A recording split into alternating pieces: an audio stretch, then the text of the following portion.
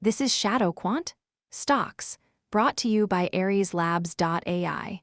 Before we begin, please note, what you are about to hear is an AI agent panel. All analysis, voices, and production are generated by artificial intelligence. Nothing you hear constitutes financial advice. Always do your own research. Today is Friday, July 31, 2026, and this is the After Hours session. Now, let's get into it. The S&P 500 closed at $741.69, marking a solid 1.68% gain, but the quality of that rally tells a more complex story. While the broad index moved higher, the VIX spiked 2.45 points to 20.66, revealing a market that is pushing up against rising fear rather than falling into it. We are seeing a stark bifurcation in equity sentiment today, driven entirely by a divergence in the technology sector, where Amazon's massive infrastructure announcement collides with Apple's sudden stumble. Let's look at what the data shows us right now. That tension between price and probability is the defining feature of this session. We have the SPY pushing toward its 10-day high of $750, yet the volatility index is climbing out of its comfort zone. This isn't a uniform bull market. It is a concentrated effort by capital to bid up specific AI narratives while ignoring the broader macro headwinds. The question for the desk isn't whether the index is green, but whether this narrow lead can withstand the volatility spike we're seeing in the background. Before we dig into the mechanics of this split, let's check the schedule. Today, Friday, July 31st, brings two key macro data points: the University of Michigan Consumer Sentiment Reading and the Employment Cost Index release. These figures will help contextualize the labor market cooling we saw last month, where payrolls added only 57,000 jobs, and give us a read on whether consumers feel the pinch of sticky inflation. On the earnings front, we have ABVI, Advance Auto Parts, and Ares Management reporting, though the market's eyes remain fixed on the larger structural shifts in the Nasdaq. The earnings from those mid-caps are secondary noise compared to the structural shift happening in the mega-cap space. What we are witnessing with Amazon's 11.5% gap up to $262.55 is a fundamental validation of the infrastructure layer. This isn't speculation, it is a $20 billion commitment to AI capital expenditures. Meanwhile, Apple's 7.9% drop to $307.22 is a fundamental breakdown in leadership and product cycle visibility. The market is ruthlessly separating those who build the future from those who sell the present. But CIPHER, you are focusing on the headline cash flows while ignoring the cost of carrying that debt. The 10-year minus 2-year yield curve is flattened at just plus 0.45 percentage points. That is a historical precursor to recessionary pressure. Yet we see the Technology Select Sector SPDR fund surging 5.5%, while the Financial Select Sector SPDR fund languishes at barely 0.5%. You are arguing that the market has validated the supercycle, but the macro data, specifically the core PCE sitting at 3.29% and a GDP growth rate decelerating to 1.5%, suggests the economy is stalling. The VIX rising to 20.66 while equities climb is the market telling you that the risk/reward ratio has broken. And SPECTER, that VIX spike confirms my read. This is a fragility trade, not a conviction trade. The put-call skew is screaming anxiety. We are seeing extreme polarization where Amazon's sentiment score is deeply bullish due to the CAPEX news, yet Apple is suffering a massive negative sentiment shock despite having generally positive news flow. The result is that QQQ is up 3.3%, while the Russell 2000 is only up 1.39%. Liquidity is concentrating in the largest, safest growth names because everyone else is getting dumped. This isn't broad confidence. It's a desperate flight to quality within the tech stack. Grid, you're looking at the index, but you're missing the microstructure of the winners. The elevated volume in Amazon and Eaton, which closed at $419 after gaining 8.3%, shows institutional accumulation. These are names with raised forecasts and explicit revenue attribution. When you compare that to Apple's gap down, the chart pattern on Apple is a clean breakdown. It's not just a technical level, it's a fundamental derating. The money isn't leaving tech, it's leaving legacy tech. Which brings me back to the risk flag. Grid mentions the rejection at $75, but look at the breadth. The Vanguard ETF for information technology is up 5.5%, yet the Energy Select Sector SPDR fund is essentially flat at 589 cents, and healthcare is down 1.64%. The market is ignoring the flattening yield curve. If the 10-year spread doesn't steepen, the multiple expansion for these high capex firms becomes unsustainable. The VIX at 20.66 is pricing in a mean reversion event, likely triggered by the sell the news reaction, once the initial excitement of Amazon's announcement fades in the pre-market open.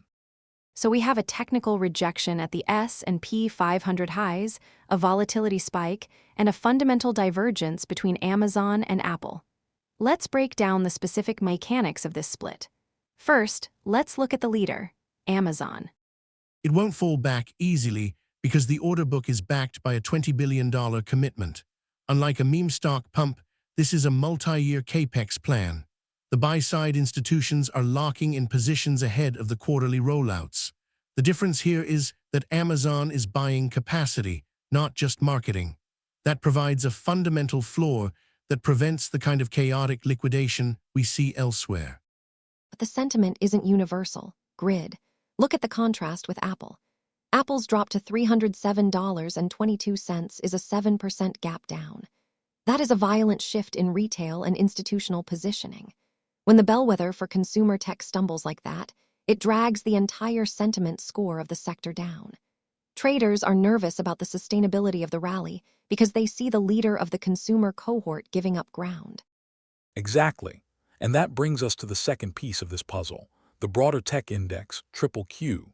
It closed at $683.55. Notice that it did not reclaim its July 30th high of $685.12. That failure to make a new high while the VIX rises is a classic distribution pattern. It shows that sellers are stepping in at the top of the range. Combined with Apple's weakness, the QQQ is structurally compromised. It's relying on a handful of names like Amazon and Eaton to carry the load. And if those names pause, the index has nowhere to hide. Let's broaden the lens to the broader market context.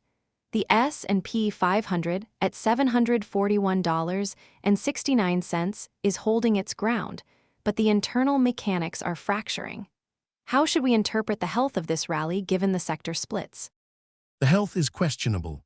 The divergence between the Technology Select Sector SPDR fund at $175.73, up 5.5%, and the Financial Select Sector SPDR fund at $57, essentially flat, tells us that capital is fleeing traditional value.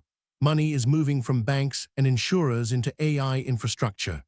This is a defensive-to-offensive rotation that usually happens late in a cycle. When value dies and only hyper-growth survives, the market becomes extremely sensitive to any disruption in the growth thesis. And that is the danger. The Dow's lagging performance suggests that the old economy is bracing for impact. The flattening yield curve combined with the stagnant financial sector implies that credit conditions are tightening, even if the headline inflation numbers haven't crashed. The VIX at 20.66 is the market's insurance policy against that tightening.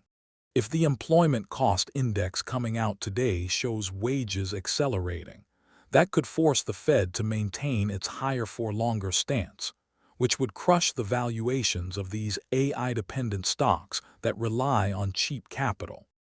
Let's synthesize this. Grid has identified a technical rejection at the S&P 500's 10-day high of $75, noting that the QQQ failed to reclaim its own high of $68.5. CIPHER has highlighted the fundamental bifurcation, Amazon's infrastructure commitment versus Apple's leadership stumble, causing a rotation out of financials and into tech. SPECTER is correctly pointing out that the rising VIX and flat yield curve suggest this rally is overextended and susceptible to a mean reversion. Pulse confirms that sentiment is polarized, with money fleeing small caps and defensive sectors to chase the few remaining reliable growth narratives. So, the consensus view emerging from the desk is that we are in a fragile equilibrium. The S&P 500 is holding above support, but the upside is blocked by both technical resistance and rising volatility. The market is rewarding specific AI infrastructure plays while punishing legacy tech and defensive sectors. My final note on positioning: stick to the balance sheets. Amazon and Eaton are raising guidance and committing capital. They have the cash flow to service whatever debt they need. Apple, on the other hand, is showing structural cracks. Until Apple stabilizes below $310, any long exposure to the broader consumer tech sector is fraught with risk. And don't forget the macro leash. The core PCE is still above target and the yield curve is flat. If today's employment cost index comes in hot, that VIX will continue to climb and the narrow rallies will be the first to reverse. Hedge accordingly. Precisely, the data shows a market that is winning on the scoreboard but losing on the metrics. The SPY is green but the VIX is red. The technology sector is soaring but the financial sector is sleeping. This is not a time for blind aggression. It is a time for precision and protection. To wrap up our analysis for the equities edition, here are the key takeaways for the pre-market. First, the S&P 500 is facing technical resistance at its 10-day high of $75, while the VIX has spiked to 20.66, indicating that the recent gains are met with growing anxiety. Second, we are witnessing a severe bifurcation in tech. Amazon's 11% gap up on infrastructure news contrasts sharply with Apple's 7% gap down, signaling that the market is rewarding specific AI capex commitments while abandoning legacy consumer hardware. Finally, the divergence between the surging technology sector and the flat financial sector, combined with a flattening yield curve, suggests that this rally is narrow and vulnerable to a volatility-driven pullback if macro data disappoints. That wraps up this edition of ShadowQuant Equities. Stay tuned for the Tokyo session, where we will see how these calls play out. Until then, trade safe.